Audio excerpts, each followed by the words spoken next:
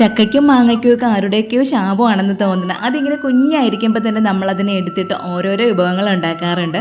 ഇപ്പോൾ മാങ്ങയുടെ കാര്യം പറയുകയാണെങ്കിൽ അതിന് കണ്ണകി ശാപമാണെന്ന് പറയാം. പക്ഷെ ചക്കയുടെ കാര്യത്തിൽ എന്താണെന്ന് അറിയില്ല. എന്തായാലും ആ ഒരു ശാപം നമുക്ക് അനുഗ്രഹമാണ്. ഇടിച്ചക്ക മുതൽ അങ്ങോട്ട് തുടങ്ങിയില്ലേ ഓരോരോ വിഭവങ്ങൾ. എന്ത് ടേസ്റ്റാണ്, എന്ത് രുചിയാണ് ചക്ക കൊണ്ടുള്ള എല്ലാ വിഭവങ്ങൾക്കും. ഇപ്പോൾ ചക്കയുടെ ആയിരുന്നാലും ചക്ക പായസം ആയിരുന്നാലും ഇടിച്ചക്ക ആയിരുന്നാലും അതിൻ്റെ നമ്മൾ അതിൻ്റെ കൂമ്പൊക്കെ തോരൻ വെക്കില്ലേ, എന്ത് സംഭവത്തിനായിരുന്നാലും എല്ലാത്തിനും ഭയങ്കര ടേസ്റ്റാണ്. ഇത്രയും ഗുണമുള്ള ഒരു സംഭവം വേറെ ഇല്ലെന്ന് തന്നെ പറയാം. നമുക്കിപ്പോൾ പ്രമേഹ രോഗികൾക്കാണെങ്കിലും ഏത് അസുഖമുള്ളവർക്കാണെങ്കിലും ഒരു പ്രശ്നമില്ലാണ്ട് കഴിക്കാൻ പറ്റിയ ഒരു ഫ്രൂട്ടും ഈ ചക്കയാണെന്നാണ് തോന്നുന്നത്. അങ്ങനെ അതിരാവിലെ പോയി ഒരു ചക്ക എടുത്തുകൊണ്ട് വന്നതാണ്. രാവിലെ ഞാൻ നോക്കി വെച്ചിട്ടുണ്ടായിരുന്ന ഈ ഒരു ചക്ക. അപ്പോൾ ഇപ്പോൾ വീഡിയോയിൽ കാണുമ്പോഴാണ് അതിങ്ങനെ ഭയങ്കര വലുതായിട്ടൊക്കെ തോന്നുന്നത്. സംഭവം കുഞ്ഞൻ ചക്ക തന്നെയാണ്. അപ്പോൾ ചക്കയൊക്കെ എടുത്തുകൊണ്ട് വെച്ചിട്ടുണ്ട്. ഇനി അടുത്ത് രാവിലെ തൊട്ടുള്ള കാര്യങ്ങൾ നോക്കണമല്ലോ. അപ്പോൾ കാപ്പി ഉണ്ടാക്കാനുള്ള തിരക്കിലാണ്. എല്ലാവരെയും കേശവൻ്റെ വൃന്ദാവനത്തിലേക്ക് ഒരുപാട് സന്തോഷത്തോടു കൂടി സ്വാഗതം ചെയ്യുന്നു. ഇന്ന് രാവിലെ പൂരിയും ഗ്രീൻ പീസ് കറിയും ഉണ്ടാക്കാമെന്നാണ് വിചാരിച്ചത്. അപ്പോൾ കുറച്ച് ദിവസമായിട്ട് കമൻറ്റ് വന്നുകൊണ്ടിരിക്കുകയാണ്, ചേച്ചി ഗ്രീൻ പീസ് കറിയുടെ റെസിപ്പി ഒന്ന് പറയണേ എന്ന്. സത്യം പറഞ്ഞാൽ കമൻറ്റ്സ് കണ്ട് ഞാനൊന്ന് റിപ്ലൈ കൊടുക്കണുണ്ടായിരുന്നെങ്കിലും അതിന് കുറച്ച് വീഡിയോസ് നമ്മൾ എല്ലാം അപ്ഡേറ്റഡ് അല്ലല്ലോ, കുറേ വീഡിയോസ് ഇങ്ങനെ എടുത്തു വെച്ചിട്ടുണ്ടായിരുന്നു. അപ്പോൾ അതിങ്ങനെ അപ്ലോഡ് ചെയ്തുകൊണ്ടാണ് ഈ റെസിപ്പി കാണിക്കാനായിട്ട് കുറച്ച് ലേറ്റായത്. അതുപോലെ തന്നെ പൂരിയുടെ റെസിപ്പി കാണിക്കണേന്ന് ഫേസ്ബുക്കിലും ഇങ്ങനൊരു കമൻറ്റ് വന്നിട്ടുണ്ടായിരുന്നു. അപ്പോൾ ഇതാ എല്ലാവർക്കും വേണ്ടി ഇത് കാണിക്കുകയാണ്. പിന്നെ ഞാൻ ആദ്യമേ പറയാം, ഗ്രീൻ പീസ് കറിയൊക്കെ ഞങ്ങൾ വെക്കണം, ഞങ്ങളുടെ സ്റ്റൈലിലാണ് കാണിക്കണത്. ഇതിനേക്കാളും നല്ല രീതിയിൽ ഉണ്ടാക്കണവരുണ്ടായിരിക്കാം. അപ്പോൾ പൂരി എന്ത് ചെയ്യണമെന്ന് വെച്ചാൽ, പൂരിക്ക് ഞങ്ങൾ മാവ്, പൂരിക്കായിരുന്നാലും ചപ്പാത്തിക്കായിരുന്നാലും ഒരേപോലെ തന്നെ മാവ് നനയ്ക്കാൻ സമയത്ത് അതിൽ ബട്ടറും പാലും കൂടെ ചേർത്തിട്ടാണ് നമ്മൾ നനയ്ക്കാറുള്ളത്. അങ്ങനെ നനയ്ക്കുമ്പോഴേക്കും നല്ല സോഫ്റ്റ് ആവും.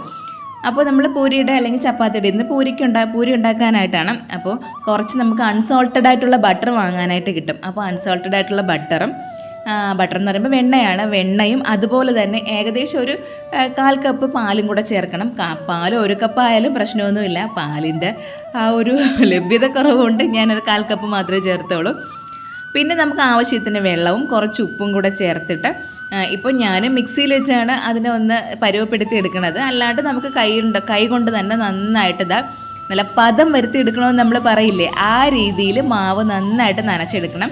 നമ്മൾ എത്രത്തോളം നല്ലതുപോലെ നനച്ചെടുക്കുന്നോ അത്രത്തോളം നമ്മുടെ പൂരി ആയിരുന്നാലും അല്ല ചപ്പാത്തി ആയിരുന്നാലും നല്ല സോഫ്റ്റ് ആയിരിക്കും. അതിനുശേഷം ഒന്ന് നമ്മളന്ന് ഉരുട്ടയൊക്കെ വെച്ചിട്ട് അതിൻ്റെ മുകളിലായിട്ട് കുറച്ച് എണ്ണയും കൂടെ തടവും, അല്ലെങ്കിൽ അതിന് കട്ടി പിടിക്കുമല്ലോ. എന്നിട്ട് അതിൽ കുറച്ച് ഇങ്ങനെ ഹോൾ ഇട്ട് കൊടുക്കും. അത് എയർ സർക്കുലേഷൻ വരാൻ വേണ്ടിയാണ്. അപ്പോൾ പെട്ടെന്ന് അതിങ്ങനെ നല്ല പദം വന്നിരിക്കും. അങ്ങനെ മാവ് റെഡിയാക്കി മാറ്റി വെച്ചിട്ടുണ്ട്. ഇനി ഗ്രീൻ പീസ് കുക്കറിൽ വേവിച്ചെടുത്തിരിക്കുകയാണ്. അപ്പോൾ ഞാൻ എപ്പോഴത്തെയും പോലെ ഗ്രീൻ പീസ് വെള്ളത്തിടാനായിട്ട് മറന്നുപോയി. അപ്പോൾ രാവിലെ എഴുന്നേറ്റാണ് വെള്ളത്തിട്ടത്. അപ്പോൾ നമ്മൾ ഗ്രീൻ പീസ് ആയിരുന്നാലും കടലയായിരുന്നാലും വെള്ളത്തിടാൻ മറന്നു പോകണമെന്നുണ്ടെങ്കിൽ രാവിലെ എഴുന്നേറ്റിട്ട് വെള്ളം നന്നായിട്ട് വെട്ടി തിളപ്പിച്ചിട്ട് നമ്മൾ ഈ ഗ്രീൻ പീസ് ആയാലും കടലയായിരുന്നാലും നേരെ എടുത്ത് കാസറോളിലേക്ക് ഇടണം. അതിനുശേഷം ഈ വെട്ടി തിളപ്പിച്ച വെള്ളം കൂടെ ഒഴിച്ച് ഒരു 20 മിനിറ്റ് ഒന്ന് അടച്ച് വെച്ചിരുന്നാൽ മാത്രം മതി. ഞാനിത് ഒരുപാട് വട്ടം പറഞ്ഞിട്ടുണ്ട്, എങ്കിലും ഇപ്പോഴും പുതിയ കുറേ ആൾക്കാർ വന്നിട്ടുണ്ട്. അപ്പോൾ അവർക്കറിയില്ലല്ലോ, അതിനുവേണ്ടി പറഞ്ഞതാണ്. ഒന്ന് അടച്ച് വെച്ചാൽ മതി. 20 മിനിറ്റ് കഴിയുമ്പോൾ നന്നായിട്ട് അത് കുതിർന്നിരിക്കും. അതിനുശേഷം നമുക്ക് എടുത്തിട്ട് കറി ഉണ്ടാക്കാം. അപ്പോൾ ഗ്രീൻ പീസും പച്ചമുളകും സവാളയും പിന്നെ ഗ്രീൻ പീസെന്ന് നമ്മുടെ വെളുത്തുള്ളിയും അതുപോലെ തന്നെ ഒരല്പം ഇഞ്ചിയും കൂടെ ചേർത്തിട്ടുണ്ട്. ഇത്രയും ഇട്ടിട്ടാണ് ഒന്ന് വേവിച്ചെടുക്കാനായിട്ട് പോണത്. ഇത് സാധാരണ ഗ്രീൻ പീസ് കറിയാണ്. അപ്പോൾ ഗ്രീൻ പീസ് കുറുമ വയ്ക്കണമെങ്കിൽ ഇങ്ങനെയല്ല, നമുക്ക് ക്യാരറ്റ് വേണം, ബീൻസ് വേണം, ഉരുളക്കിഴങ്ങ് വേണം, അങ്ങനെ ഒരുപാട് സംഭവങ്ങൾ ഇട്ടിട്ട് നമുക്ക് ഗ്രീൻ പീസ് കുറുമ വയ്ക്കാം. ഇപ്പം ഞാൻ കുറുമയല്ല, നമ്മൾ നോർമലായിട്ടൊരു കറി എളുപ്പത്തിൽ വെക്കാൻ പറ്റുന്ന ഒരു ഗ്രീൻ പീസ് കറിയാണ് ഇവിടെ വെക്കണത്. ഇനി ഇതെല്ലാം ഇട്ട് കൊടുത്ത് കുറച്ച് ഉപ്പും കൂടെ ഇട്ടിട്ട് അടച്ചു വെച്ചിട്ട് ഒരു 4-5 വിസിലെങ്കിലും പോകണം. അതിന് ശേഷം എടുത്താൽ മതി. നന്നായിട്ട് വെന്തിരിക്കും. അതിന് ശേഷമാണ് നമ്മൾ അടുത്ത കാര്യങ്ങളിലോട്ട് കിടക്കുന്നത്.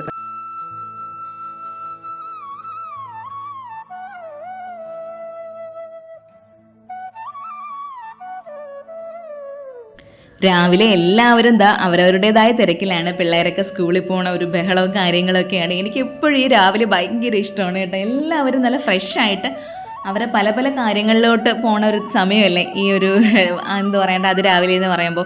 അമ്മ അവിടെ പുളി കുത്തിക്കൊണ്ടിരിക്കുകയാണ്. ഇന്നലെ റെഡിയാക്കി വെച്ചിരുന്നതാണ്. കേശു ഉണരുന്നതിന് മുമ്പ് ഇതൊക്കെ കുത്തി റെഡിയാക്കി മാറ്റി വയ്ക്കണം, ഇല്ലെന്നുണ്ടെങ്കിൽ പോക്കാണ്. അപ്പോൾ ചോറൊക്കെ ദാ വെന്ത് വന്നിട്ടുണ്ട്, അതിനെയൊക്കെ ഒന്ന് വാർത്ത് വെച്ചിരിക്കുകയാണ്. ഇനിയാണ് അപ്പോൾ ഗ്രീൻ പീസ് കറി അവിടെ റെഡി ആയിക്കൊണ്ടിരിക്കണതേ ഉള്ളൂ. ഇനി അതിനെ ഒന്ന് ഗ്രീൻ പീസ് കറിയല്ല, ഗ്രീൻ പീസ് വെന്തുകൊണ്ടിരിക്കണതേ ഉള്ളൂ. ഇനി അതിനെ ഒന്ന് കറിയാക്കി എടുക്കണം. പിന്നെ ഇതാ ഞാൻ രാവിലെ എഴുന്നേറ്റപ്പോൾ തന്നെ തുണി അലക്കാനായിട്ട് ഇട്ടിട്ടുണ്ടായിരുന്നു. അപ്പോൾ ഈ സമയം ആകുമ്പോഴേക്കും തുണിയൊക്കെ എല്ലാം നല്ലതാ അലക്കി ഇങ്ങി കിട്ടും. ഇനി അതിനെ കൊണ്ട് മുകളിൽ വിരിക്കണം. അപ്പോൾ അതിപ്പോൾ ഒരു 7 മണി കഴിഞ്ഞിട്ടേ ഉണ്ടായിരുന്നുള്ളൂ. 7 മണിയല്ല, 7:15. ഒരു 10 മണി ആയിട്ട് തുണി വിരിക്കാമെന്ന് വിചാരിച്ചാൽ പിന്നെ എന്നെ അവിടെ നിന്ന് ഇങ്ങനെ കരിച്ചെടുത്തോണ്ട് വരണം. അത്ര വെയിലാണ്, മുകളിലോട്ട് കയറാനേ പറ്റില്ല, ഭയങ്കര വെയിലാണ്. അപ്പോൾ ഈ ഒരു സമയത്ത് തുണികൾ കൊണ്ട് ആശയിലിടുകയാണെന്നുണ്ടെങ്കിൽ ഒരു 10 മണി 11 മണി ആകുമ്പോഴേക്കും നന്നായിട്ട് ഉണങ്ങി കിട്ടും. നമ്മൾ മെഷീനിലാണ് കഴുകിയത്, അതുകൊണ്ട് അറിയാമല്ലോ, പകുതി അത് ഉണക്കിത്തരും. അങ്ങനെ ഞാൻ തുണി വിരിക്കാനായിട്ട് നിന്നപ്പോഴേക്കും കേശു ഉണർന്ന് വന്നിട്ടുണ്ട്. പിന്നെ ആളും കൂടെ ഉണ്ട് എനിക്കവിടെ സഹായിക്കാനായിട്ട്. മോനാണെങ്കിൽ ഏറ്റവും ഇഷ്ടമാണ് ഈ മുകളിൽ കയറി അങ്ങോട്ടും ഇങ്ങോട്ടും ഓടാൻ.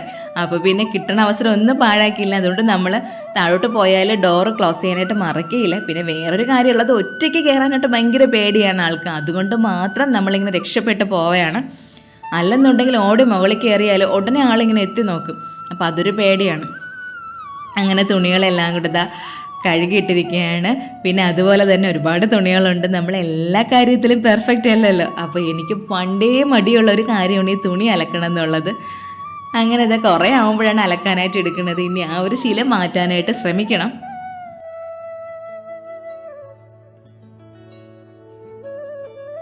പിന്നെ രാവിലെ ആയിട്ട് ഒരു പണിയും കൂടെ കിട്ടി, തേങ്ങ തീർന്നിരിക്കുകയായിരുന്നു. അപ്പോൾ ഇന്നലെ വാങ്ങണമെന്ന് വിചാരിച്ചിട്ട് അതിൻ്റെ കാര്യം മറന്നുപോയി. അങ്ങനെ അടുത്ത വീട്ടിലെ ചേച്ചിയുടെ ഒരു തേങ്ങ കടം വാങ്ങിക്കൊണ്ട് പോവുകയാണ്. ഇനി ചന്തയിൽ പോയി വാങ്ങിച്ചിട്ട് വേണം തിരിച്ചു കൊടുക്കാനായിട്ട്. അപ്പോൾ നമുക്ക് ഇതുപോലെയല്ലേ, നല്ല അയൽക്കാരൊക്കെ ഉണ്ടെങ്കിൽ എന്ത് കാര്യങ്ങൾ നമ്മളെ വീട്ടിലില്ലെങ്കിൽ നമുക്ക് പെട്ടെന്ന് ടെൻഷനൊന്നും വേണ്ട, ഓടിപ്പോയി അപ്പുറം ഇപ്പുറമൊക്കെ വാങ്ങാമല്ലോ. അങ്ങനെ ഞങ്ങൾ തേങ്ങയും വാങ്ങിക്കൊണ്ട് വന്നപ്പോഴേക്ക് അമ്മ ഇവിടെ ഗ്രീൻ പീസ് കറിക്കുള്ളത് കൂട്ടൊക്കെ ഇവിടെ തയ്യാറാക്കിക്കൊണ്ടിരിക്കുകയായിരുന്നു. അപ്പോൾ കുറച്ച് തേങ്ങാപ്പീര എടുത്തിട്ടുണ്ട്. അതിലേക്ക് കുറച്ച് മുളക് പൊടി ഇട്ട് കൊടുക്കണം. നമ്മൾ വറുത്ത പൊടിയാണ് ഇട്ട് കൊടുക്കുന്നത്, ആ വറുത്ത മുളക് പൊടി. പിന്നെ മഞ്ഞൾപ്പൊടി, മല്ലിപ്പൊടി, ഒരല്പം ഉലുവാപ്പൊടി, പെരിഞ്ജീരകം, ഗ്രാമ്പു, ഇത്രയും സംഭവങ്ങൾ മാത്രം മതി. ഇനി അതിനെ ഒന്ന് വെണ്ണ പോലെ അരച്ചെടുത്തതിന് ശേഷം നമ്മുടെ വെന്ത് കിടക്കുന്ന ഗ്രീൻ പീസ് ഇല്ലേ, അതിലേക്ക് അങ്ങ് ഒഴിച്ചു കൊടുക്കണം. ഞാൻ എന്ത് ചെയ്യുന്നത് വെച്ചാൽ ഈ സംഭവങ്ങളെല്ലാം അതിലേക്ക് ഒഴിച്ചു കൊടുത്തതിന് ശേഷം നല്ലതുപോലെ ഒന്ന് ഇളക്കി ചേർത്തിട്ട് ഒരു 2 വിസിലും കൂടെ വീണ്ടും ഒന്ന് പോവിച്ചെടുക്കും. അപ്പോഴേക്ക് ഈ അരപ്പും ഗ്രീൻ പീസും എല്ലാം കൂടെ നന്നായിട്ട് മിക്സായിട്ട് നല്ല ഒരു കോമ്പിനേഷനായിട്ട് കിട്ടും. ഇപ്പം ഞാൻ ഇതിൽ തക്കാളിയോ ഒന്നും ചേർത്തിട്ടില്ല. ഇപ്പോൾ സിമ്പിളായിട്ടൊരു കറിയാണ് വെക്കുന്നത്. നമുക്കിപ്പോൾ സാധനങ്ങളൊന്നും ഇല്ലെങ്കിലും പെട്ടെന്ന് വെക്കണ്ടേ. അപ്പോൾ കടല പോലെയല്ല, ഗ്രീൻ പീസ് എങ്ങനെ വെച്ചാലും ഭയങ്കര ടേസ്റ്റാണ് അതിന്. അപ്പോൾ ഗ്രീൻ പീസ് കറിയൊക്കെ ഏകദേശം റെഡി ആയിട്ടുണ്ട്. ഇത്രയേ ഉള്ളൂ. പിന്നെ ഈ ഗ്രീൻ പീസ് കറി ഇതിനേക്കാളും നല്ലതുപോലെ വെക്കണവരുണ്ട്. കാരണം ഞാൻ ഇത് ഇങ്ങനെ തന്നെ എടുത്ത് പറയാൻ കാരണം എന്തെന്നറിയാമോ, ചില വീഡിയോസൊക്കെ അമ്മ ഇവിടെ ഇരുന്ന് കാണുമ്പോൾ അമ്മ പറയാറുണ്ട്, അയ്യേ ഈ കറി ഇങ്ങനെയാണോ വെക്കണതെന്ന് ഓരോരുത്തർ വെക്കുമ്പോഴേ. അപ്പോൾ പലർക്കും പല സ്റ്റൈലല്ലേ വെക്കണത്. ചിലപ്പോൾ അവരെക്കാളും ഭംഗിയായിട്ട്, അല്ലെങ്കിൽ നമ്മളെക്കാളും ഭംഗിയായിട്ട് ഇതൊക്കെ വെക്കണവരുണ്ടായിരിക്കും. അതുകൊണ്ട് ഞാൻ പറയുകയാണ്, എൻ്റെ അടുത്ത് ചോദിച്ച ആ പിള്ളേർക്ക് വേണ്ടിയാണ് ഞാനിത് കാണിച്ചത്. അപ്പോൾ എന്തായാലും ഗ്രീൻ പീസ് കറി, സിമ്പിൾ ഗ്രീൻ പീസ് കറി ഇത്രയേ ഉള്ളൂ. ഇനി ഞാൻ കുറുമ വയ്ക്കുന്ന സമയത്ത് അതിൻ്റെ റെസിപ്പി ഷെയർ ചെയ്യാം. ഇനി ഒന്ന് കടുകും കൂടെ താളിച്ചിട്ട് കൊടുത്താൽ മതി. അതിനായിട്ട് ഒരു ചട്ടി അടുപ്പത്ത് വെച്ചിട്ടുണ്ട്. എണ്ണ ഒഴിക്കണം, കടുകിടണം, കറിവേപ്പില ഇടണം, വറ്റൽമുളക് ഇടണം, പിന്നെ കുറച്ച് ഉള്ളി ചതച്ചതും കൂടെ ഇട്ട് കൊടുത്തിട്ടുണ്ട്. ഈ സംഭവങ്ങളെല്ലാം ഇട്ട് ഒന്ന് പൊട്ടിച്ച് അതെല്ലാം കൂടെ ആക്കിയതിന് ശേഷം അതിന് നേരെ എടുത്ത് നമ്മുടെ വെന്ത് നല്ല കുറുമായിട്ടിരിക്കുന്ന ഗ്രീൻ പീസിലേക്ക്, കുറുമയല്ല കറിയാണ്, അങ്ങ് ഒഴിച്ചു കൊടുത്താൽ മതി. അപ്പോൾ ഇത്രയേ ഉള്ളൂ സിമ്പിളായിട്ടുള്ള ഗ്രീൻ പീസ് കറിയുടെ റെസിപ്പി. ഞാൻ ഇപ്പോഴും പറയുകയാണ്, നമ്മൾ വയ്ക്കുന്ന സ്റ്റൈലാണ്. അപ്പോൾ ഇനി ഗ്രീൻ പീസ് കറിയല്ല, ഗ്രീൻ പീസ് കുറുമ വയ്ക്കുമ്പോൾ അതിൻ്റെ റെസിപ്പി ഷെയർ ചെയ്യാം. അതിനൊരുപാട് സംഭവങ്ങൾ വേണം, ക്യാരറ്റ്, ബീൻസ്, അങ്ങനെ ഇങ്ങനെയുള്ള കുറേ ലൊട്ടിലൊടുക്ക് സംഭവങ്ങളൊക്കെ വേണമല്ലോ. അപ്പോൾ പിന്നെ പെട്ടെന്ന് വയ്ക്കാം, പെട്ടെന്നൊരു സിമ്പിളായിട്ട് ഇങ്ങനെ വെച്ചാലും മതി. പിന്നെ കണ്ടില്ല, അതെടുത്ത് ഒരു പാത്രത്തിലേക്ക് ഒഴിച്ചപ്പോൾ പാത്രം ചെറുതായിപ്പോയി. ഇനി വീണ്ടും ജോലിയാണ്. ഇതാ ഗ്യാസ് അടുപ്പിലൊക്കെ മൊത്തം വീണിട്ടുണ്ട്. ഇനി അത് മൊത്തം ഒന്ന് ക്ലീൻ ചെയ്ത് ഇനി പാത്രമൊക്കെ മാറ്റിയെടുക്കണം. അപ്പോൾ ഗ്രീൻ പീസ് കറി റെഡി ആക്കിയപ്പോഴേക്ക് നമ്മുടെ പൂരിയുടെ മാവൊക്കെ നല്ല സെറ്റായിട്ടിരിക്കുകയാണ്. ഒരു അരമണിക്കൂറെങ്കിലും നമ്മൾ അതിനൊന്ന് റെസ്റ്റ് ചെയ്യാനായിട്ട് വെക്കണം. എങ്കിൽ മാത്രമേ നല്ല പഞ്ഞി പോലെ നല്ല പദം വന്നിരിക്കുകയുള്ളൂ. നമ്മൾ എത്രയും സമയം അതിന് കൊടുക്കുന്നോ അത്രയും സമയം കൊണ്ട് അത് നല്ല രസമായിട്ട് വരും, നല്ല പദം വന്നിരിക്കും. അപ്പം നമുക്ക് വീണ്ടും ഇതാ കണ്ട ഇങ്ങനെ അടിച്ചുരുട്ടി നമ്മൾ ബെറോട്ടേനെയൊക്കെ അടിച്ചമർത്തില്ല, അതേപോലെ ഇതിനെയൊക്കെ ഒന്ന് അടിച്ചമർത്തിയൊക്കെ എടുത്താൽ നന്നായിട്ട് നമുക്ക് പൂരി ഉണ്ടാക്കി എടുക്കാനായിട്ട് പറ്റും. അപ്പോൾ ഞാൻ പാലും വെണ്ണയും കൊടുത്ത് വളർത്തിയെടുത്തുകൊണ്ട് വരാൻ പോവുകയാണ് പൂരീനെ. അപ്പോൾ ഇത്രയും ചെയ്താൽ മതി. നമുക്ക് നല്ല ചപ്പാത്തിക്കായിരുന്നാലും നല്ല സോഫ്റ്റായിട്ടിരിക്കും കേട്ടോ, ഇതുപോലെ ചെയ്യുകയാണെന്നുണ്ടെങ്കിലേ. അപ്പോൾ ഇനിതാ കുറച്ച് ഉണ്ട ഉരുട്ടി മാറ്റി വയ്ക്കണം. അപ്പോൾ പൂരിയൊക്കെ അറിയാമല്ലോ, നമ്മൾ പൊരിച്ചു വെച്ചിരുന്നാൽ അതങ്ങ് ഒരുമാതിരി ആയിപ്പോവും. അപ്പോൾ ഓരോരുത്തരായിട്ട് ഇവിടെ കാപ്പി കുടിക്കാൻ വരണ സമയത്താണ് പൂരി പൊരിക്കാനായിട്ട് നിൽക്കുന്നത്. ഞാനാണെങ്കിൽ ഇവിടെ ഈ പൂരിയും ചപ്പാത്തിയൊക്കെ ഉണ്ടാക്കാൻ മടിക്കണ കാര്യം എന്താണെന്ന് വെച്ചാൽ കേശുവിനെ കൊണ്ട് പിന്നെ ഒരു നിവൃത്തിയും കാണൂല. ഇതുപോലെ ഇഷ്ടമുള്ളൊരു കാര്യമില്ല മോനെ ഈ ചപ്പാത്തിയും പൂരിയൊക്കെ ഉണ്ടാക്കുന്നത്. അപ്പോൾ പണ്ട് കുഞ്ഞിലേ തൊട്ട് നിൽക്കാറായ സമയം തൊട്ട് ഉണ്ടാക്കുന്നതാണെന്ന് തോന്നുന്നു കേശു ഈ ചപ്പാത്തിയും പൂരിയൊക്കെ ഇങ്ങനെ പരത്താനായിട്ട്. എൻ്റെ ഈ ചാനലിൽ തന്നെ ഞാൻ പണ്ടൊരു വീഡിയോ അപ്ലോഡ് ചെയ്തിട്ടുണ്ട്, ഒരു 1-2 വർഷം മുന്നേ ഒരു വീഡിയോ അപ്ലോഡ് ചെയ്തിട്ടുണ്ട് കേശു ചപ്പാത്തി പരത്തുന്നത്, കുഞ്ഞൻ കേശു ഉണ്ടാക്കുന്ന ചപ്പാത്തി. അപ്പോൾ ഇത് കാണുമ്പോഴേക്കും മോന് പിന്നെ ഇരിക്കപ്പുറത്ത് കാണൂല.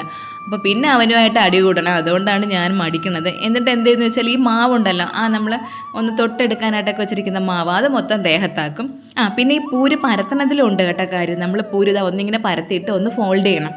ഫോൾഡ് ചെയ്തിട്ട് 4 സൈഡും ഒന്ന് മടക്കി എടുത്തിട്ട് വീണ്ടും അതിനൊന്ന് ഉരുട്ടിയിട്ട് വീണ്ടും പരത്തണം. അങ്ങനെ നമ്മൾ 1-2 പ്രാവശ്യം ഈ പ്രോസസ്സ് തന്നെ റിപ്പീറ്റ് ചെയ്യുമ്പോഴേക്കും അതിലൊരു ലെയർ പോലെ വരും പൂരിയിൽ.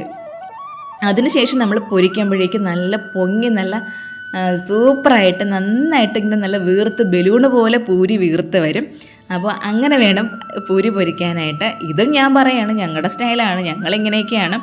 പിന്നെ എല്ലാവരും എല്ലാ കാര്യത്തിനും പെർഫെക്റ്റ് ഒന്നും അല്ലല്ലോ. ആദ്യമൊക്കെ പൂരി ഉണ്ടാക്കാനായിരുന്നാലും ഈ ഗ്രീൻ പീസ് കറി ഉണ്ടാക്കാനായിരുന്നാലും ഒരു കുന്തവും അറിഞ്ഞുകൂടായിരുന്നു. പിന്നെ നമ്മൾ ക്രമേണ നമുക്ക് അത് പഠിച്ചേ പറ്റുള്ളൂ എന്നുള്ള സാഹചര്യങ്ങൾ വരുമ്പോഴേക്കും നമ്മളെല്ലാം ഓട്ടോമാറ്റിക്കായിട്ട് പഠിക്കും. അപ്പോൾ ഞാനും എപ്പോഴും വിചാരിക്കുന്ന ഒരു കാര്യമാണ്, എല്ലാവരും വയറ്റിൽ നിന്ന് ഒന്ന് പഠിച്ചുകൊണ്ട് വരണതല്ലല്ലോ. എത്ര ഇനി ഭയങ്കര പാചകക്കാരായിരുന്നാലും എന്ത് വലിയ ആൾക്കാരായിരുന്നാലും എല്ലാം ഇവിടെ വന്ന് ഈ ഭൂമിയിൽ വന്നിട്ട് എല്ലാം പഠിച്ച് അതേപോലെ ഉണ്ടായതല്ലേ. അപ്പം നമ്മൾ ഒരു ദിവസം അതുപോലെയൊക്കെ ആവും. അപ്പോൾ കണ്ടില്ലേ കേശു കസേരയും തള്ളിക്കൊണ്ട് വന്നതാണ് പൂരി ഉണ്ടാക്കാനായിട്ട്. അങ്ങനെ തന്നെ ഇതാ പൂരി പൊരിക്കണം. അപ്പം ഞാൻ ഇത്രയും രീതിയിൽ ഇത്രയും സംഭവങ്ങൾ ഇത്രയും പ്രോസസ്സിങ് ഒക്കെ ചെയ്തിട്ടാണ് പൂരി പൊരിച്ചത്. അപ്പോൾ ഇതേപോലെ സൂപ്പറായിട്ട് പൂരി പൊങ്ങി വരും. ചില സമയത്ത് ഇതൊന്നും ചെയ്തില്ലെങ്കിലും നല്ലതുപോലെ പൂരി ഉണ്ടാക്കാൻ പറ്റും. പിന്നെ നമ്മൾ ഇത്രയൊക്കെ ചെയ്താലും മാവും കൂടെ നല്ലതായിരിക്കണം, എങ്കിൽ മാത്രമേ നന്നായിട്ട് പൂരി ഉണ്ടാക്കാനായിട്ട് പറ്റുള്ളൂ. നമ്മുടെ ഈ സാധാ ഗോതമ്പ് മാവുണ്ടല്ലോ, പ്യുവറായിട്ടുള്ള ഗോതമ്പ് മാവ്, അതിൽ പൂരി ഉണ്ടാക്കിയാൽ ഇത്രയും പൊങ്ങി വരില്ല. അപ്പോൾ കുറച്ച് ആട്ടയും കൂടെ ചേരണമെങ്കിൽ ആട്ടമാവുണ്ടല്ലോ, അതിലാണെങ്കിൽ മാത്രമേ പൂരി നന്നായിട്ട് പൊങ്ങി വരുള്ളൂ. അപ്പോൾ നമുക്ക് നല്ല രുചിയുമാണ് ഈ പൂരി കഴിക്കാനായിട്ട്, ഇതെല്ലാം ചേരണത് കൊണ്ട്. അപ്പോൾ നല്ല ടേസ്റ്റിലും നല്ല നല്ല പഞ്ഞി പോലെ ഇരിക്കുന്ന പൂരി ഉണ്ടാക്കാനുള്ള റെസിപ്പി ഇതാണ്. അപ്പോൾ ഞാൻ പൂരിയുടെ റെസിപ്പി ഷെയർ ചെയ്തിട്ടുണ്ട്, ഗ്രീൻ പീസ് കറിയുടെ റെസിപ്പി ഷെയർ ചെയ്തിട്ടുണ്ട്.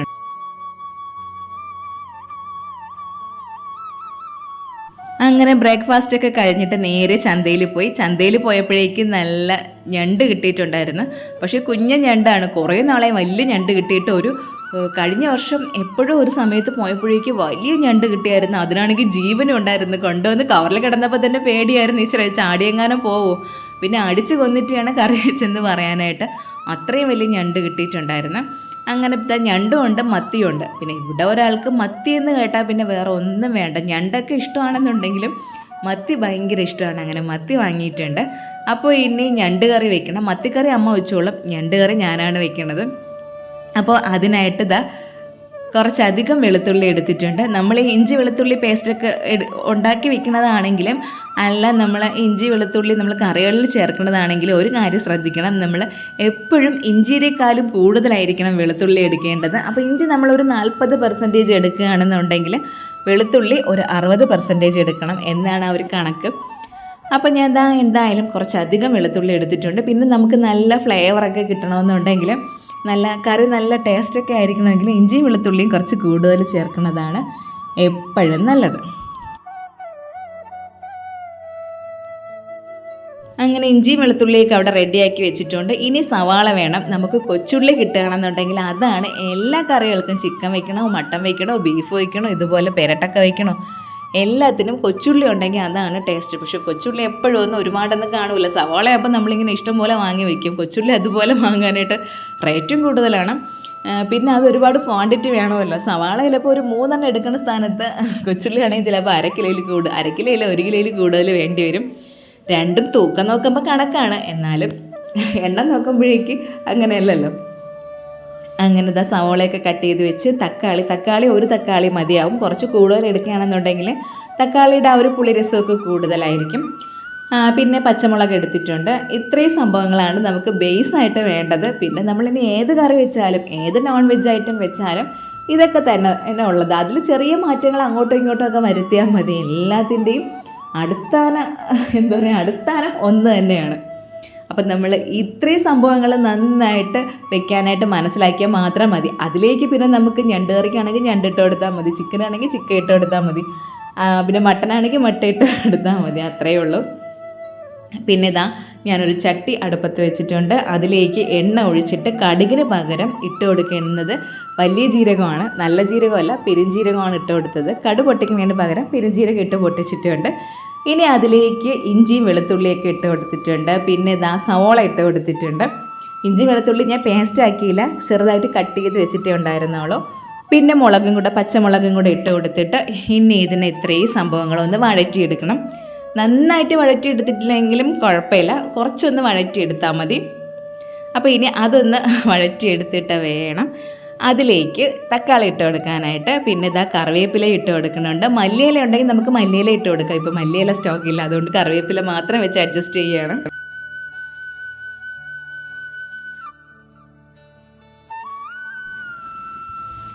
എനിക്ക് ആദ്യം ഇതുപോലെ റെസിപ്പിയൊക്കെ ഷെയർ ചെയ്യാനായിട്ട് ഭയങ്കര മടിയായിരുന്നു. കാരണം എല്ലാവർക്കും അറിയാമെന്നുള്ള കാര്യമല്ലേ. ഇപ്പം നിങ്ങൾ ചോദിക്കുന്നതുകൊണ്ട് മാത്രമാണ് ഇപ്പോൾ റെസിപ്പികളൊക്കെ ഇങ്ങനെ കാണിക്കുന്നത് കേട്ടോ.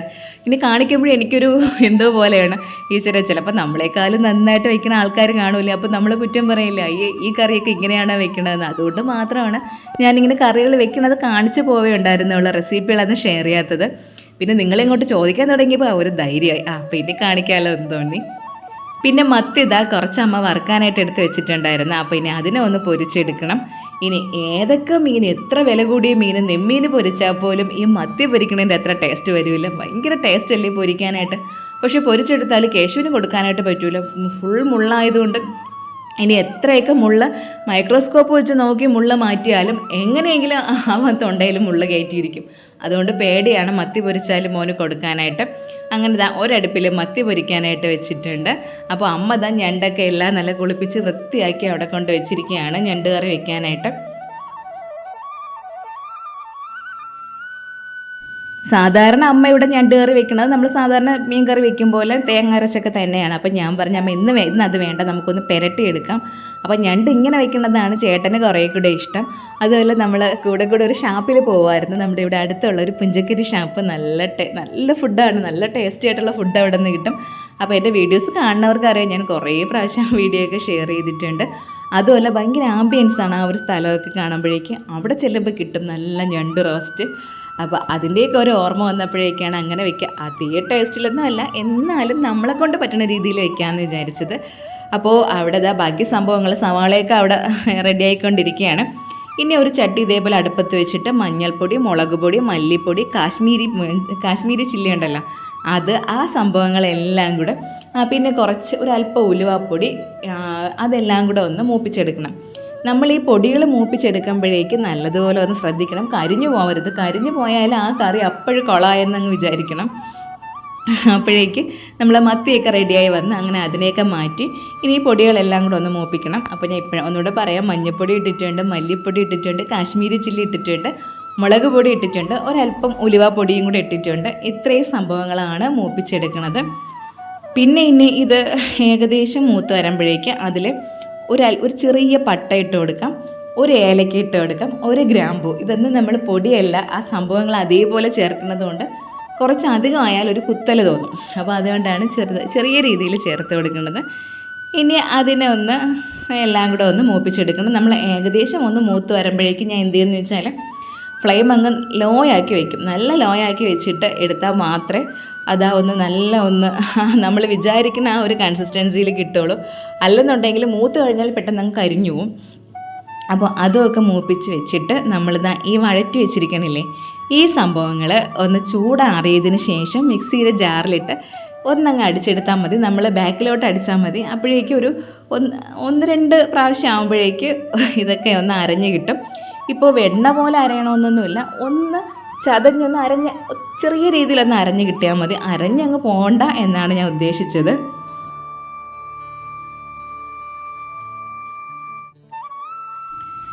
ഇനിതാ ആ പൊടികളെല്ലാം കൂടെ നമ്മൾ ആ ചട്ടിയിലാക്കിയിട്ടുണ്ട്. ഇനിതാ ഇതിലേക്കാണ് നമ്മൾ ആ ഒരു കൂട്ടും കൂടെ ഇട്ട് കൊടുക്കാനുള്ളത്.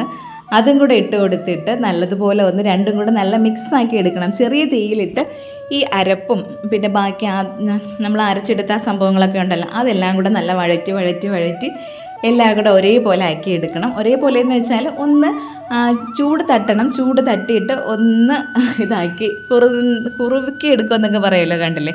അതേപോലെ ഒന്ന് ആക്കി എടുത്തിട്ട് ആവശ്യത്തിന് വെള്ളം, ഞണ്ട് മുങ്ങി നിൽക്കാൻ പാകത്തിനുള്ള വെള്ളം കൂടെ ഒഴിച്ച് കൊടുത്തതിന് ശേഷം ഞണ്ടിട്ട് കറി വെച്ചെടുത്താൽ ഭയങ്കര ടേസ്റ്റായിരിക്കും. അപ്പോൾ എന്താ ഇതിപ്പോൾ ഏകദേശമൊക്കെ ആയി വന്നിട്ടുണ്ട്. ഇനി നമുക്കിതിലിട്ട് ആവശ്യത്തിനുള്ള വെള്ളം ചേർത്ത് കൊടുക്കാം. അമ്മ അവിടെ ചക്ക റെഡിയാക്കാൻ വേണ്ടി അവിടെ ഇരിക്കുകയാണ്. ഈ സംഭവങ്ങളൊക്കെ ഞാനിവിടെ ഇത് ചെയ്തുകൊണ്ട് ഇന്നപ്പോഴേക്കും, അല്ലെങ്കിൽ സാധാരണ അമ്മയാണല്ലോ ഈ മീൻകറിയുടെയൊക്കെ കാര്യങ്ങൾ ഏറ്റെടുക്കുന്നത്. ഇത് ഞാൻ ഏറ്റെടുത്തത് കൊണ്ട് അമ്മ ബാക്കി കാര്യങ്ങളിലേക്ക് കടന്നിരിക്കുകയാണ്. അപ്പോൾ ചക്കയും കൊണ്ട് അമ്മ അവിടെ ഇരിപ്പുണ്ട്. അപ്പോൾ എന്താ ഈ അരപ്പിൽ വെള്ളമൊക്കെ ഒഴിച്ച്, ഇത്രയും വെള്ളം പോരാ, കുറച്ചും കൂടെ വെള്ളം വേണം. അപ്പോൾ അതും കൂടെ ഒഴിച്ച് കൊടുത്തിട്ട് ഇനി ഉപ്പും കൂടെ ഇട്ടതിന് ശേഷം ഇതൊന്ന് തിളയ്ക്കാനായിട്ട് നമുക്ക് വിട്ടുകൊടുക്കാം. പിന്നെ ഇതാ ഇപ്പോൾ ഇട്ടത് രമ്പയിലയാണ്. കുറച്ച് രമ്പയിലയും കൂടി ഇട്ട് കൊടുത്തിട്ടുണ്ട്. നല്ലൊരു ഫ്ലേവറാണ് രമ്പയില ഇടുമ്പോഴേക്ക്. ഇനി കുറച്ച് കറിവേപ്പിലയും കൂടെ നമുക്കിതാ ഇട്ട് കൊടുക്കാം. ഇട്ട് കൊടുത്തതിന് ശേഷം ഇതിനൊന്ന് അടച്ച് വെച്ചിട്ട് ഇത് നല്ല തിളപ്പിച്ചെടുക്കണം. തിളച്ച് ചെറുതായിട്ട് നെയ്യ് തെളിഞ്ഞ് വരുമല്ലേ, ആ സമയത്ത് ഞണ്ടിട്ട് കൊടുക്കുന്നതാണ് നല്ലത്. അപ്പോൾ ഇനിതാ ഇതിനെ ഇവിടെ അടച്ചൊക്കെ വെച്ചിട്ട് അമ്മ അവിടെ എന്ത് ചെയ്യണമെന്ന് നോക്കണം. ഈ ഇടിച്ചക്കയ്ക്ക് ഭയങ്കര ടേസ്റ്റല്ലേ കഴിക്കാനായിട്ട്, ഇടിച്ചക്ക തോരൻ. അതുപോലെ തന്നെ അമ്മ എന്ത് ചെയ്യുമെന്ന് വെച്ചാൽ ഈ ചക്കേനെ കൊത്തിയിരിഞ്ഞ് അല്ലാണ്ട് ഒരു തോരൻ വെക്കും. അപ്പോൾ തേങ്ങാപ്പാലൊക്കെ ഒഴിച്ചിട്ട് അതിന് ഞാൻ അടുത്ത വീഡിയോയിൽ കാണിച്ചു തരാം. അപ്പോൾ ആ ചക്ക റെഡിയാക്കി കൊണ്ടിരിക്കുകയാണ്. കാണുമ്പോൾ പാവം തോന്നും കേട്ടോ. ഇങ്ങനെ ചക്കച്ചുളയൊക്കെ ഇങ്ങനെ വന്ന് തുടങ്ങിയിട്ടേ ഉള്ളൂ കുഞ്ഞനായിട്ട്. അതിൻ്റെ ചക്കക്കുരുവൊക്കെ ഉണ്ടല്ലോ, അതൊക്കെ ഇങ്ങനെ പാല് പോലെ ഇരിക്കുകയാണ്. നമ്മൾ ഇങ്ങനെ ഒന്ന് കൈ കൊണ്ട് ഇങ്ങനെ ഒന്ന് താത്താതെ തന്നെ അതങ്ങ് പൊടിഞ്ഞു പോകും. അപ്പോൾ ഈ കൊച്ചു പിള്ളേരെ കാണും പോലെ തോന്നി ഇതിങ്ങനെ എടുത്തോണ്ട് വന്നപ്പോഴേക്ക്. പിന്നെ നമുക്ക് വേറൊരു കാര്യമുള്ളത്, ഇടിച്ചക്ക വെക്കണ സമയത്ത് അതങ്ങ് പൊലിച്ച് കയറുമെന്ന് പറയില്ലേ, നമ്മളിനി എത്ര കുറച്ച് വെച്ചാലും അത് വെച്ച് വരുമ്പോഴേക്ക് ഒരുപാടാവും. നമ്മൾ അതിങ്ങനെ ഇടിച്ചക്ക എടുക്കണതിൻ്റെ ഒരു രീതിയാണ്. പിന്നെ ഇനി ഇടിച്ചക്കയാണ് വെക്കാൻ പോകണമെങ്കിലും ഇടികൊടുത്തല്ല ഇടിച്ചക്ക വെക്കണത്, നല്ല അടി കൊടുത്താണ് വെക്കാൻ പോണത്. അതാ അപ്പോഴേക്കും നമ്മൾ ഞണ്ട് കറിക്കുള്ള ആ ഒരു കറിയൊക്കെ ഇവിടെ നന്നായിട്ട് തിളച്ചപ്പോഴേക്കും നല്ലൊരു മണമൊക്കെ വന്നിട്ടുണ്ട്. ഇനി ഞണ്ടെല്ലാം കൂടെ അതിലേക്ക് അങ്ങ് ഇട്ട് കൊടുത്തിട്ട് ഒന്നങ്ങ് അടച്ച് വെച്ച് ഒന്ന് വേവിച്ചെടുത്താൽ മതി. പിന്നെ വേറൊരു കാര്യമുള്ളത്, നമ്മൾ ഞണ്ടും കൂടെ ഇട്ട് കൊടുത്തതിന് ശേഷം ഫ്ലെയിം നന്നായിട്ട് കുറച്ച് വയ്ക്കണം. ചെറിയ തീയിലിരുന്ന് ഇത് കുറച്ചധികം സമയം എടുത്ത് വെന്ത് വരണം, അതാണ് ഒരു ടേസ്റ്റ്. അപ്പോഴേക്ക് ഞണ്ടെല്ലാം ഇട്ട് കൊടുത്തിട്ട് നന്നായിട്ട് തീ കുറച്ച് വെച്ചിട്ട് അങ്ങ് അടച്ച് വയ്ക്കണം. അപ്പോൾ നമുക്ക് ചിലപ്പോൾ ഒരു 10 മിനിറ്റ് കൊണ്ട് വേവേണ്ടത് ഒരു അരമണിക്കൂറോളമെങ്കിലും എടുക്കും. പക്ഷേ അത്രയും സമയമല്ല, ചൂട് കയറി നല്ല ഒരു ടേസ്റ്റായിട്ട് അത് കിട്ടും. അപ്പോൾ അതിനവിടെ അടച്ചൊക്കെ വെച്ചിട്ടുണ്ട്. ഇനിതാ അമ്മ ഇവിടെ ഇതിൻ്റെ പ്രിപ്പറേഷൻ നടക്കുകയല്ലേ, അപ്പോൾ ഇനി അങ്ങോട്ട് പോയി ഒന്ന് നോക്കിയിട്ട് വരാം.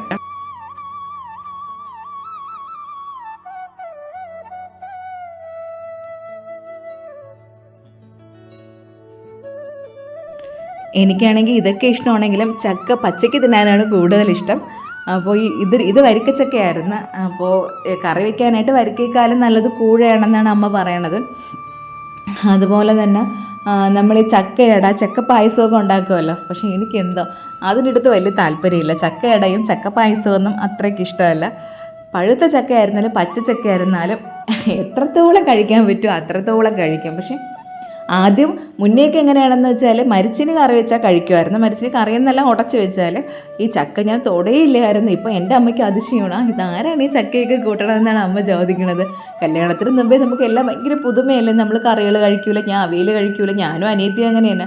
അവിയൽ കഴിക്കൂല, ചക്ക വെച്ചാൽ കഴിക്കൂല, മെഴുക്ക് പുരട്ടികളൊന്നും കഴിക്കൂല, നെത്തോലി മീൻ കഴിക്കൂല. അയ്യോ എന്തൊക്കെയായിരുന്നു മേളം. ഇപ്പോഴായിരുന്നതാ ഈ സംഭവങ്ങളൊക്കെ കഴിച്ചു തുടങ്ങണത്. അതിപ്പോൾ നമ്മളെ കാര്യം മാത്രമല്ല, എല്ലാവരുടെ കാര്യം അങ്ങനെയായിരിക്കും. നമുക്ക് അന്നൊക്കെ എല്ലാം കഴിക്കാനൊക്കെ ഭയങ്കര മടിയല്ലേ. പിന്നെ പിന്നെ ആകുമ്പോഴേക്ക് എല്ലാം അങ്ങ് കഴിച്ചു തുടങ്ങും. അപ്പോൾ ഞാൻ നേരത്തെ പറഞ്ഞതുപോലെ ഇടിച്ചക്കയാണ് ഉണ്ടാക്കാൻ പോണതെങ്കിലും ഇടികൊടുത്തല്ല, നല്ല അടി കൊടുത്താണ് ഉണ്ടാക്കാനായിട്ട് പോണത്. അപ്പോൾ അതിനായിട്ട് ചക്കയെല്ലാം ഒന്ന് ക്ലീനാക്കി എടുത്തിട്ട് അതിനെ ഇങ്ങനെ സ്ലൈസായിട്ട് കട്ട് ചെയ്തെടുക്കണം. അതാണ് ആദ്യം ചെയ്യേണ്ടത്.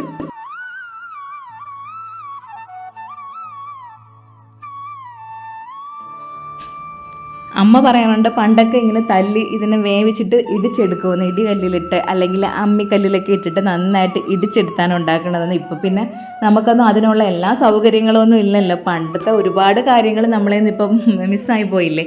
അപ്പോൾ അതുകൊണ്ടാണ് ഇടി കൊടുത്തല്ല അടി കൊടുത്താണ് ഉണ്ടാക്കാൻ പോകണമെന്ന് പറഞ്ഞത്. അപ്പോൾ ഇത്രയും ഇതിൻ്റെ ആവശ്യമൊന്നുമില്ല, നമുക്കാണെങ്കിൽ ഇവിടെ ഒരു നേരം മാത്രം മതി, പിന്നെ എല്ലാവർക്കും കൊടുക്കാമല്ലോ എന്ന് വെച്ചിട്ടാണ് ഇത്രയും അധികം ഉണ്ടാക്കിയത്. അപ്പോഴേക്ക് ഇവിടെ ഞണ്ട് നല്ല വറ്റി വറ്റി വറ്റി വരെയാണ്. കുറച്ചും കൂടെ കിടക്കട്ടെ, നല്ല തീ കുറച്ച് വെച്ചിരിക്കുന്നതുകൊണ്ടാണ് അങ്ങനെ ഇരിക്കുന്നത്.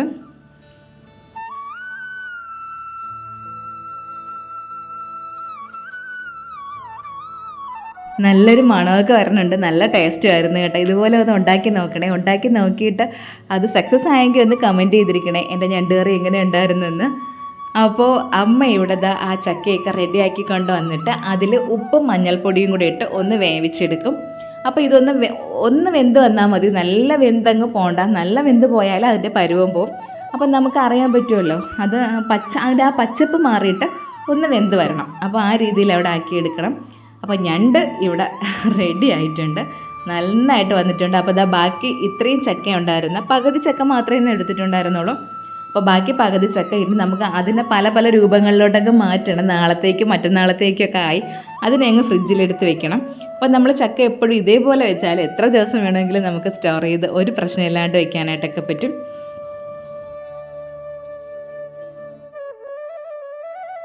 പിന്നെ ഈ ഇടിച്ചക്കയും ഞണ്ടുമൊക്കെ കണ്ടപ്പോഴേക്ക് ഇപ്പോഴേ വയറൊക്കെ നന്നായിട്ട് വിശക്കണുണ്ട്. നമുക്ക് എന്തെങ്കിലും സ്പെഷ്യലായിട്ട് കറികളൊക്കെ വെക്കണമെന്നുണ്ടെങ്കിൽ അന്ന് ഭയങ്കര വിശപ്പാണല്ലോ. അതുപോലെ തന്നെ എനിക്ക് ഈ ഒരു ഞണ്ട് തിളച്ച് വന്നപ്പോൾ തൊട്ട് വിശപ്പ് തുടങ്ങിയിരിക്കുകയാണ്.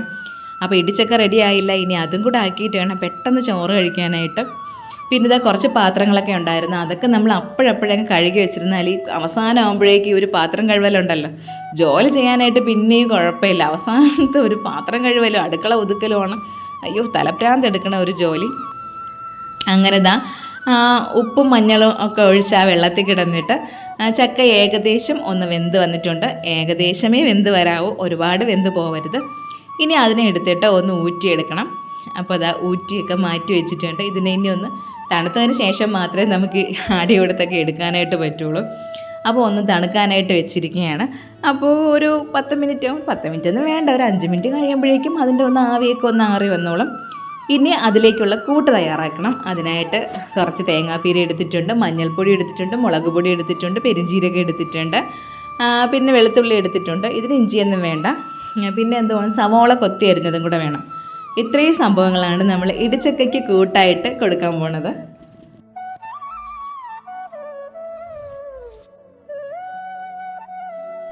ചക്കയൊക്കെ വന്ന് തുടങ്ങണതേ ഉള്ളൂ. ഇനി അങ്ങോട്ട് നമുക്കൊരു മാർച്ചൊക്കെ ആകുമ്പോഴേക്ക്, ഫെബ്രുവരി ആയി, ഇനി മാർച്ച് പകുതി ആകുമ്പോൾ തൊട്ട് പിന്നെ ചക്കയായിരിക്കും, എന്നും ചക്കയായിരിക്കും.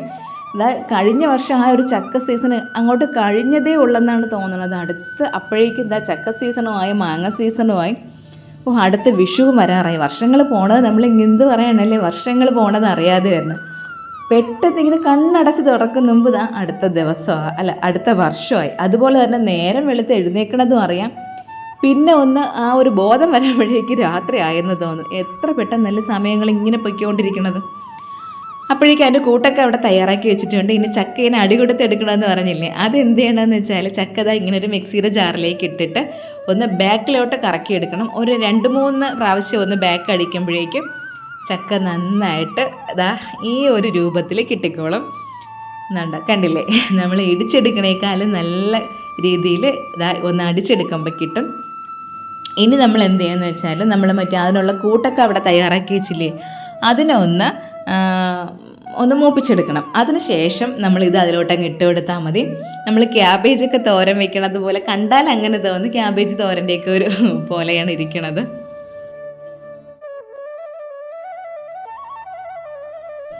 പിന്നെ ഒരു ചീനിച്ചട്ടിയൊക്കെ അടുപ്പത്ത് വെച്ചിട്ടുണ്ട്. അതിലേക്ക് ഇനി കടുകൊക്കെ വറുത്തതിന് ശേഷം നമ്മൾ ആ ഒരു കൂട്ടുണ്ടല്ലോ തയ്യാറാക്കി വെച്ചിരിക്കുന്നത്, ഇതിൽ സവോളയൊക്കെ ഇട്ടിട്ടുണ്ട്.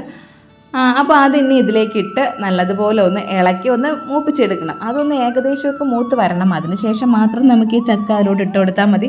ചക്കയുടെ കാര്യം പിന്നെ അറിയാമല്ലോ, ഒരുവിധം വെന്തിരിക്കുകയാണ്. പിന്നെ അതിനിടയ്ക്ക് അമ്മ ഒരു മത്തിക്കറിയൊക്കെ വെച്ചിട്ടുണ്ടായിരുന്നു ചേട്ടനായിട്ട്. അപ്പോൾ ഇതാ ആ ഒരു കൂട്ട് ഇതിലേക്ക് ഇട്ട് കൊടുത്തിട്ട് ഒന്ന് മൂപ്പിച്ചെടുക്കാം. അപ്പോൾ പണ്ടത്തെ ആൾക്കാരൊക്കെ ഇതുപോലുള്ള കാര്യങ്ങൾ ഇത്രയും ഫ്രഷായിട്ട് കിട്ടുന്ന ഓരോരോ സംഭവങ്ങളൊക്കെ കഴിച്ചത് കൊണ്ടും അങ്ങനെയൊക്കെ ചെയ്യണത് കൊണ്ടായിരിക്കുമല്ലേ അവർക്ക് ഇപ്പോൾ എന്ത് ആരോഗ്യത്തോടെയാണ് ഇരിക്കുന്നത്. നമുക്കിപ്പോൾ 30 കഴിയുമ്പോൾ തൊട്ട് നമ്മൾ പകുതി രോഗികളാവും ഇപ്പോഴത്തെ. ഇപ്പം ഞാൻ ഏകദേശമൊക്കെ ഇതേപോലുള്ള കാര്യങ്ങൾ തന്നെയാണ് കറി വയ്ക്കാനായിട്ടൊക്കെ എടുക്കുന്നത്. എൻ്റെ വീഡിയോസ് കാണുമ്പോൾ അറിയാമല്ലോ, മലക്കറി അധികം വാങ്ങാണ്ട് ഇങ്ങനെ നോക്കിക്കൊണ്ടിരിക്കുകയാണ് ഓരോ ദിവസവും. അതുകൊണ്ട് ഇപ്പോൾ ഒരു ചാലഞ്ചാണ്, ഇന്ന് എന്തുണ്ടാക്കും എന്നുള്ളത്. അങ്ങനെ എന്തായാലും ദൈവം സഹായിച്ചിട്ട് എല്ലാ ദിവസവും ഇതുപോലുള്ള എന്തെങ്കിലുമൊക്കെ കിട്ടുന്നുണ്ട് ഉണ്ടാക്കാനായിട്ടൊക്കെ. എല്ലാം ഉണ്ടാക്കാനെന്ന് വെച്ചാൽ പാചകം ചെയ്യാനാണ് കേട്ടോ. ചോറിന് കൂട്ടായിട്ട് ഇങ്ങനെയുള്ള സംഭവങ്ങളൊക്കെ കിട്ടുന്നുണ്ട്. ഇനി ആ ഒരു പകുതി ചക്ക അവിടെ ബാലൻസ് ഇരിക്കുന്നതുകൊണ്ട് അതിനി നാളത്തേക്കും മറ്റന്നാളത്തേക്കുള്ള കറിക്കുള്ള വിഭവം അതുകൊണ്ട് ഉണ്ടാക്കാം. പിന്നെ ഇതാ ആ ഒരു കൂട്ടൊക്കെ തയ്യാറായി വരുമ്പോഴേക്ക് ഈ ഇടിച്ചക്കയും കൂടെ അതിലേക്ക് അങ്ങ് ഇട്ട് കൊടുത്തിട്ട് ഒന്ന് കിണ്ടി എടുക്കണം. ഒന്ന് കിണ്ടി ഇളക്കിയൊക്കെ എടുത്തതിന് ശേഷം ഒരല്പം വെള്ളം കൂടെ തളിച്ചിട്ട് ഒന്നങ്ങ് നല്ല ലോ ഫ്ലെയിം ആക്കിയിട്ട് ഒന്നങ്ങ് അടച്ച് വെച്ചാൽ മതി. അപ്പോൾ ഒരു ആവിയിലിരുന്ന് വേവും പോലെ കുറച്ചും കൂടെ എല്ലാം കൂടെ ഒന്ന് വെന്ത് നല്ല മിക്സായിട്ട് വന്നോളും. അതും കൂടെ കഴിഞ്ഞിട്ട് നമുക്ക് കുറച്ച് ഉഴുന്ന് പരിപ്പും കൂടെ കടുക് വറുത്തിട്ട് കൊടുക്കാം. അപ്പോൾ ഉഴുന്ന് പരിപ്പ് ആദ്യമേ നമ്മൾ കടുക് വറുക്കുന്ന സമയത്ത് കുറച്ച് ഉഴുന്നും കൂടെ ഇട്ട് കൊടുത്താൽ മതി. നമ്മളത് മറന്നുപോയി. അതുകൊണ്ട് ലാസ്റ്റ് ഒരു അല്പം ഉഴുന്നും കൂടെ കടുക് വറുത്തിട്ടിട്ടുണ്ട്. അപ്പോൾ ഇതാ പറ്റുന്ന റെസിപ്പികളൊക്കെ ഷെയർ ചെയ്തിട്ടുണ്ട്. ഇനിതാ വൈകുന്നേരം ആകുമ്പോഴേക്ക് കേശുവിനെ പാട്ട് പഠിപ്പിക്കാനായിട്ട് ടീച്ചർ വരും. അപ്പോൾ ഇനി കേശുവിൻ്റെ പാട്ടൊന്ന് കേട്ട് നോക്കാമേ. കേശു പാടും.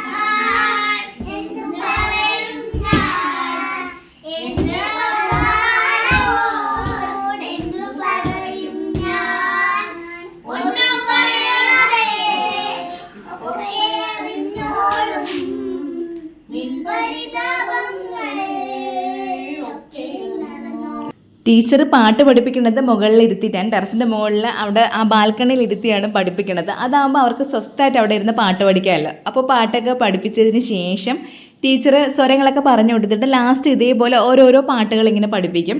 അപ്പോൾ അത് പഠിച്ചതിന് ശേഷം താഴെ ഇറങ്ങി വന്ന് ഇപ്പോൾ അമ്മയ്ക്ക് പാടി കേൾപ്പിച്ചുകൂടെ മോനെന്ന് പറഞ്ഞപ്പോഴേക്ക് കേശുവും പിന്നെ കേശുവിൻ്റെ കൂട്ടുകാരും കൂടെ പാടി കേൾപ്പിക്കുന്നതാണ്. ആ 2 മക്കളും നല്ല സൂപ്പറായിട്ട് എന്താ പറയാനായിട്ട് മിണ്ടാണ്ടിരുന്ന് പാടണുണ്ട്. കേശുവിൻ്റെ കുരുത്തക്കേട് കണ്ടില്ലേ.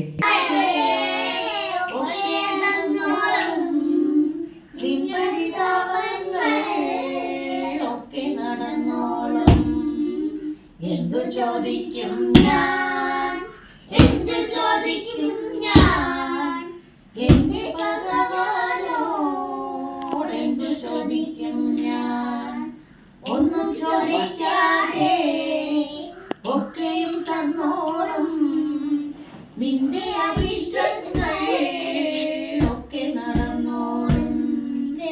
ഒന്നും ചോദിക്കാതെ ഒക്കെയും തന്നോളും നിന്റെ അഭിഷ്ടങ്ങൾ.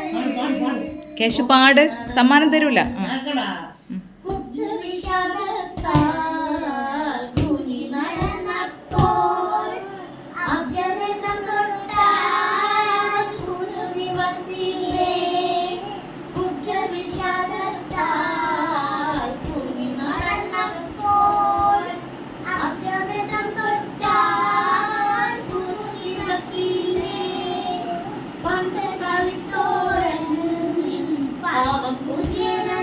സമ്മാനം തരൂല.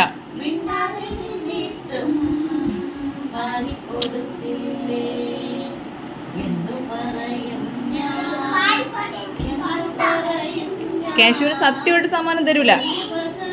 നിങ്ങൾക്ക് തരാം, നിങ്ങൾക്ക്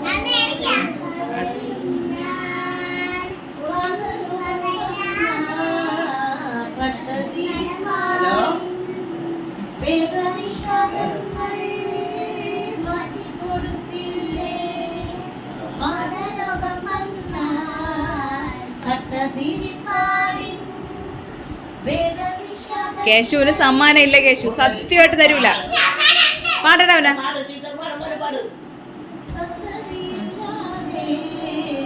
സന്താനം കേണപ്പോൾ സന്താനം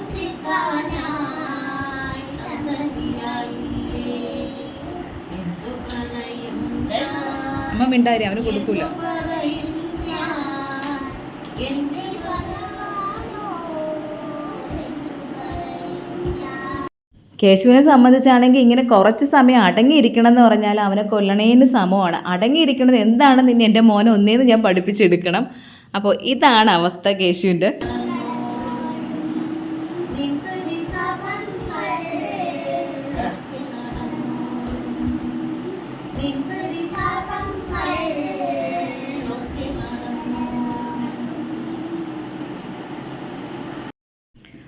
അവനിങ്ങനെ എന്തെങ്കിലുമൊക്കെ കുണ്ടണികൾ കുരുത്തക്കേടുകൾ കാണിച്ചുകൊണ്ടിരിക്കണം. അപ്പോൾ ഇന്നത്തെ വീഡിയോ ഇത്രയേ ഉള്ളൂ. വീഡിയോ ഇഷ്ടമായി ലൈക്ക് ചെയ്യുക, ഇഷ്ടമായില്ലെങ്കിൽ ഡിസ്ലൈക്ക് ചെയ്യുക. പിന്നെ നിങ്ങളത് കാണുന്നത് FBയിലാണെങ്കിൽ എൻ്റെ പേജ് ഒന്ന് ഫോളോ ചെയ്യണം, അല്ല യൂട്യൂബിലാണെങ്കിൽ ചാനലൊന്ന് സബ്സ്ക്രൈബ് ചെയ്യാനായിട്ട് മറക്കരുത്. പുതിയ വീഡിയോയും പുതിയ പുതിയ വിശേഷങ്ങളായിട്ട് നമുക്ക് വീണ്ടും കാണാം.